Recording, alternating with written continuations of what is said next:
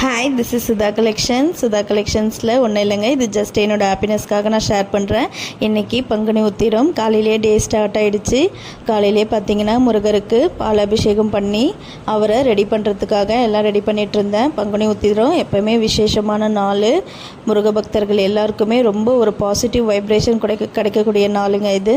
நம்ம வீட்லேயும் பார்த்திங்கன்னா என்னோடய பையன் கன்னிராசி உத்திர நட்சத்திரம். அதனால் பங்குனி உத்திரம் எப்போவுமே நம்ம வீட்டில் விசேஷமாக இருக்கும். நான் பார்த்திங்கன்னா காலையிலேயே நெய்வேத்தியத்துக்காக கேசரியும் பருப்பு பாயாசமும் அப்புறம் கொஞ்சமாக வடையும் செஞ்சுருக்கேன் சாமிக்கு நெய்வேத்தியம் பண்ணுறதுக்காக.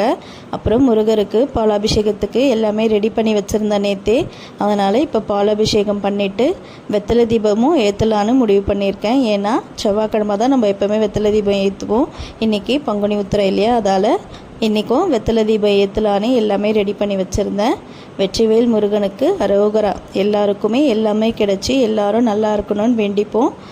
முருகர் யாம் இருக்க பயமேன்னு சொல்லியிருக்காரு. அதனால் கந்தனுண்டு கவலை இல்லை, எல்லாரும் நல்லபடியாக இருக்கிறதுக்கு வாழ்த்துக்களுங்க. வெற்றிவேல் முருகனுக்கு அரோகரா.